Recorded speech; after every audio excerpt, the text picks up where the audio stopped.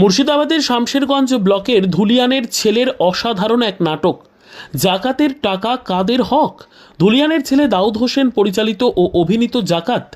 আপনি দেখুন, অপরকে দেখার জন্য বেশি বেশি করে শেয়ার করুন। ধুলিয়ান নাট্য সৃজন নিবেদিত জাকাত, পরিচালনায় দাউদ হোসেন, অংশগ্রহণে দাউদ হোসেন, রবিউল ইসলাম ওরফে ভোলা, তৌসিফ আহমেদ ও সাব্বির আলী। আসুন আর সময় অপচয় না করে দেখুন এই অসাধারণ নাটক জাকাতের টাকা কাদের হক।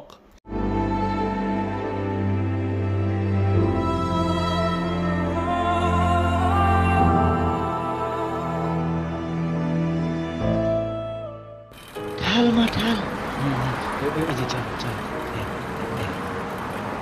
কোথায় যাচ্ছি তোরা রে? সাবির, আমরা ওই জাকাতের টাকা আনতে যাচ্ছি, তুমি কি যাবে? যা তোরা যা, আমি এখানে থাকছি। যাবে না? আচ্ছা, আমরা যাচ্ছি। হ্যাঁ, আমারটাও নিয়ে নিবি। যদি দেই তোর কথা বলে আমি নিয়ে নেবো। হ্যাঁ চলো চলো ভোলা, চলো চলো চলো। আজকে জাকাতের টাকা অনেক পাবো। আমরা কার ভিক্ষা করতে হবে না।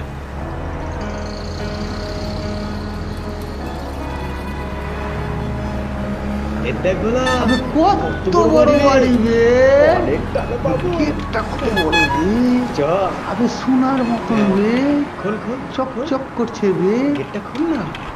বাহ, সোনার মতো গেট রে। চ চ চ, জাকাতের টাকা প্রচুর পাবো।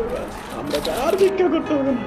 ভেতরে যা, ভেতরে যা। আগে মা, বাড়ি কত সুন্দর রে, মেলাই টাকা আছে আর কি রে। বাবুকে ডাক না বে। বাবু, বাবু বাড়িতে আছেন? বাবু, বাবু মানুষ গরিবকে নিয়ে কি ভাববে? ভিক্ষা জাকাত আমরা কি পাবো না? আমরা তো প্রতিবন্ধী বে, আমরাকে জাকাত দিবে না তো কাকে দিবে বে? বাবু মানুষ আজকাল ওই বড় বড় ওদের কি জাকাত দিয়ে দিছে বে, আসলে এটা গরিবেরই হক বে। ওই মুলবি সাহেবেরা কহে। ঠিকই কয়েছিস বে, ঠিকই কয়েছিস ভোলা।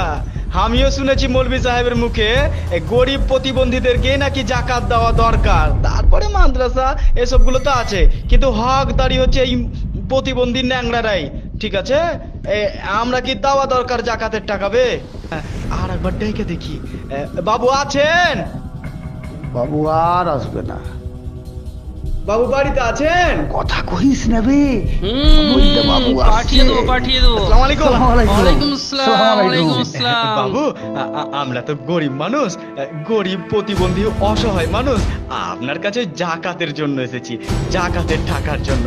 আমরা তো খুব গরিব, জাকাতটা পেলে ভিক্ষা করতাম না। জাকাতের টাকা এবার শেষ হয়ে গেছে, সামনে বছর এসো। এ কি, আমরা আপনার বাড়ির পাশের লোক আর আমরা কি জাকাত দিবেন না? বাবু, আমরা তো ওই মৌলভী সাহেবের জালসাতে এসবগুলো আমরা শুনেছি যে জাকাতের টাকা প্রতিবেশী গরিবদেরকে, প্রতিবন্ধীদেরকে, অনাথদেরকে দেওয়া দরকার। হাদিসে শুনেছি। তোমরা কি আমাকে হাদিস শেখাতে এসছো? চলো, গেট আউট ফ্রম হিয়ার। যত সব বারবার বলছি জাকাতের টাকা শেষ হয়ে গেছে, জাকাতের টাকা শেষ হয়ে গেছে, আমাকে হাদিস শেখাতে আসছে। চলো যাচ্ছি বাবু, যাচ্ছি। চলো, চল ভোলা, চল। গেটের বাইরে যাও। দেখলি বে ভোলা, দেখলি আমাদের কি যন্ত্রণা। আমাদের ভিক্ষা করা ছাড়া উপায় নেই বে, উপায় নাই।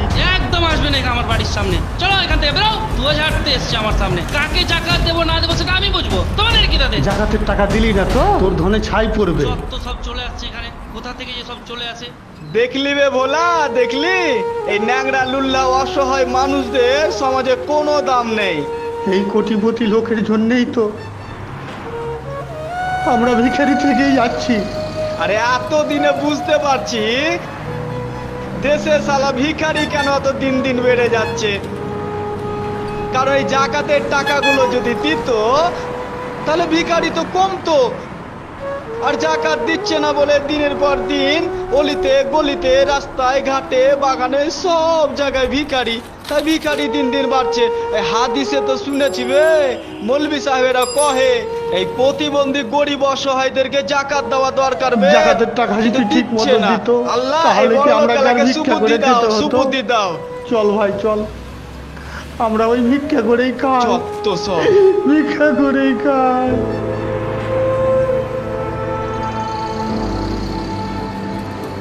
পয়সা ভিক্ষা দেবেন গো বাবুরা মায়েরা। আমরা অসহায় গরিব, 2 টাকা ভিক্ষা দেন। আমাদের দেবে না তো কাদের দেবে? 2 টাকা ভিক্ষা দেন বাবা। দে মা দে। আমাদের দেখে পালিয়েছে। দাও দাও দাও দাও দাদা। হ্যাঁ, 1 টাকা দিলে 7 টাকা হবে, 10 টাকা দিলে 70 টাকার সামান নাকি পাবে। আল্লাহ তোমাকে সুখে রাখো। 2 টাকা পয়সা ভিক্ষা দেবেন গো আমাদের জন্য। ওই সাবিনা রহিম বসে আছে, চল আমরা গিয়ে তাদের সঙ্গে দেখা করি। চ চ ভাই চ। টাকা তোমরা দিল না, সাবির, আমরা সাবির ভিখারি থেকে যেতে কি হবে। হলো জি? জাকাত দিল? জাকাত দিল না। সেই তো জি, আমাদের নসিবই খারাপ, কেউ জাকাত দিল না। আমাদের ভিক্ষাই করতে হবে। হ্যাঁ, বললো এই বছর নয় সামনে বছরে দেবো জাকাত। জাকাত যদি এভাবে প্রতিবেশীদেরকে না দেয় তাহলে কাকে দেবে? জান্নাত অত সহজ জিনিস নয়, জান্নাত অত সহজ জিনিস নয়। জাকাত না দিলে জাহান্নামে যাবে, জাহান্নামে, জাহান্নামে, জাহান্নামে।